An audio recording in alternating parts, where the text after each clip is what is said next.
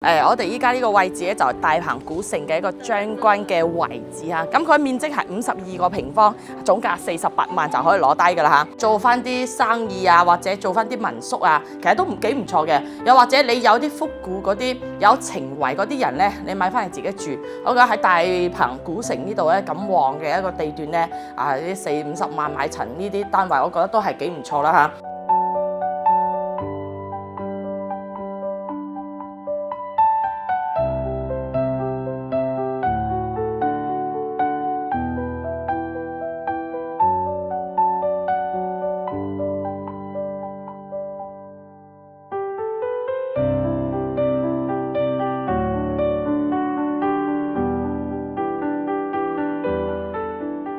Hello， 大家好，我係阿 Moon 啊，嚟同大家打聲招呼。Hello， 今日湊住個女過嚟大鵬古城呢度咧，分享一套屋苑俾到大家。咁就係我哋依家呢個位置咧，就係大鵬古城嘅一個將軍嘅遺址啊。咁其實大鵬古城呢度有成700年嘅一個歷史㗎啦。咁呢啲屋苑嘅話，幾乎都係呢個歷史遺留落嚟嘅，亦都係冇產權嘅，屬於係政府嘅單位。咁今日咧，我哋就俾大家睇一套房咧，都係自己朋友嘅。咁其實呢個商業街咧，係好多朋友都應該知道嘅，因為我啱先一條路過嚟咧，都有好多香港朋友過嚟。咁其實人都係算係非常之多嚇，兩邊呢啲街鋪咧幾乎都係開齊晒嘅。咁喺呢度做翻啲小生意啊，或者做翻個民宿咧，呢啲都係唔錯嘅。咁今日要睇呢一層樓咧，我哋就係巷入面嘅，就屬於出則焚華入則寧靜一個地方啦嚇。咁佢面積係52個平方，總價48萬就可以攞低㗎啦嚇。咁我哋依家就邊行邊同大家介紹下啦。咁其實兩邊咧入面啲巷入面咧都有好多人做翻呢啲單位嘅。咁我哋今日睇呢一套咧，佢就係比較入面少少啦。咁等於你住喺呢度咧，你出到嚟門口咧，亦都有好旺嘅一條商業街啦。入面其實呢啲巷咧都好多人做生意㗎，攞嚟做翻啲咩咖啡店啊、攝影嘅基地啊。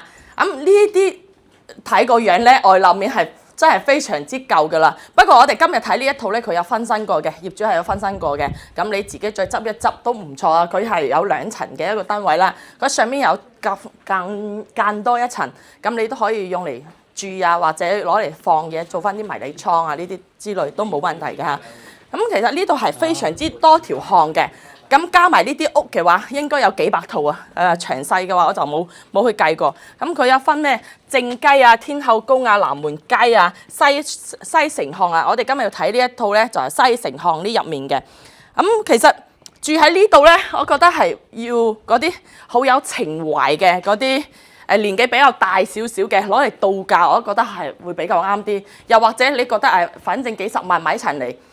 做翻啲託管民宿啊，又或者自己做翻啲細嘅生意啊。咁後生人咧可能會選擇做生意嘅。我哋今日要睇嗰套咧，就同呢套有少少似啦，俾大家睇一睇。佢呢一套亦都係啱裝修好，不過佢係諗住自己攞嚟做翻啲生意仔嗰啲啦，打下卡啊嗰啲後生人，依家好多人中意打卡嘅。同埋你睇咁細間咁舊嘅，佢都可以做翻個青年嘅旅社。所以其實呢啲屬於一個投資成本係比較低嘅一個成本啦嚇。咁我哋往前面行一行，佢呢度巷多到咧，我真係有少少蕩失路嘅。你真係要住熟咗之後咧，你先會熟悉你屋企嗰一套係點樣嘅。呢一邊咧，全部都人哋都係做咗啲民宿啊，然之後呢啲都係自己屋企自己人住嘅，亦都有嚇。其實你如果係執一執嘅話，真係好有嗰啲。有少少 feel 嘅，就你如果係比較中意去打理啲花花草草之類咧，我覺得整翻呢啲門後有一個花園仔咧都唔錯。只不過我哋今日睇呢一套咧，佢花園仔就冇㗎。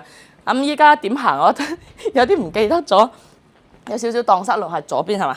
好似係左邊呢條路行嘅。我哋行過去再同大家講啦，反正佢就屬於呢條巷入面嘅。行到再同大家講，反正呢度我覺得嚟講嘅話，陣間睇完之後再一齊同大家結尾下啦嚇。我哋睇翻呢一套單位嚇，咁佢係52平嘅一個面積，產權面積，但係佢係冇產權嘅一個小產權嚟嘅嚇。咁佢嘅總價咧就48萬。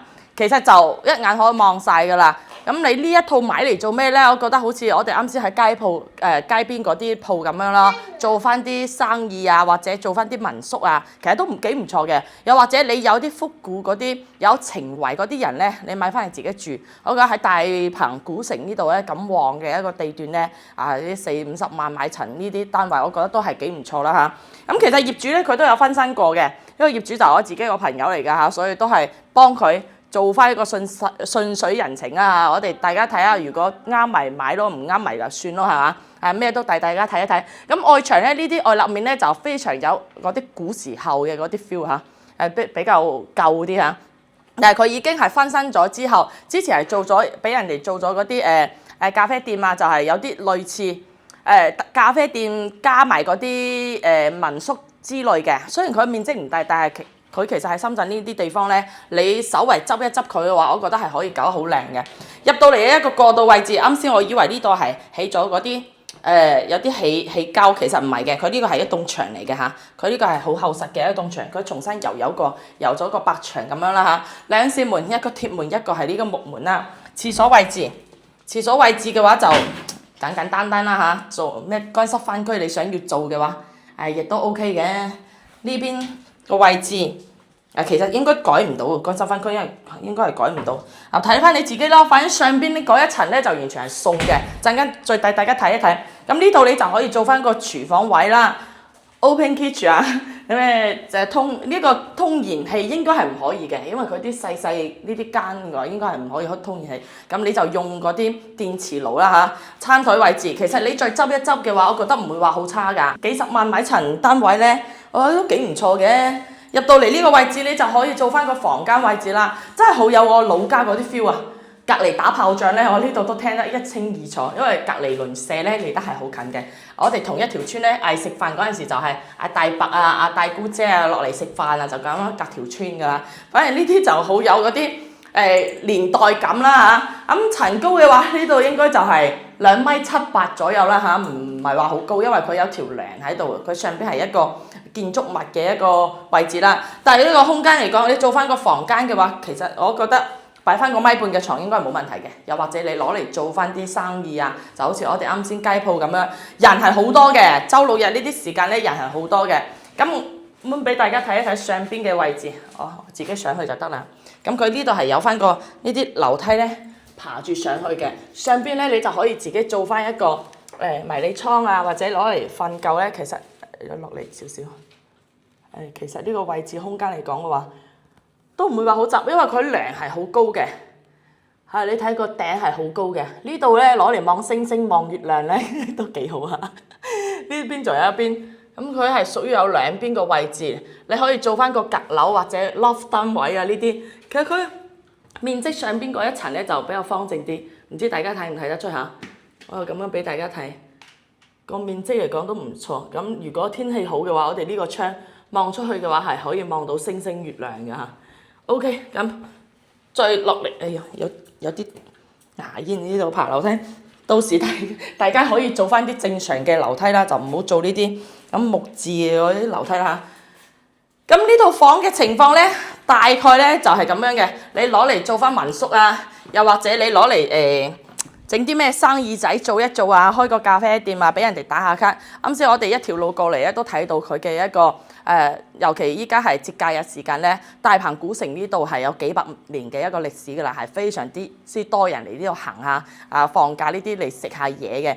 咁所以你40幾萬買翻呢一個單位咧，我覺得應該唔會蝕嘅，因為其實大鵬咧係非常之多呢啲小產權啊、冇產權嗰啲嘢㗎嚇，因為佢呢啲全部啲都係呢個歷史遺留嘅嗰啲屋嚟嘅，所以佢係冇產權咁清晰嘅，冇寫明話幾多年產權，由咩單位嘅，佢就係自建樓呢啲啦。但係呢啲係屬於政府嘅。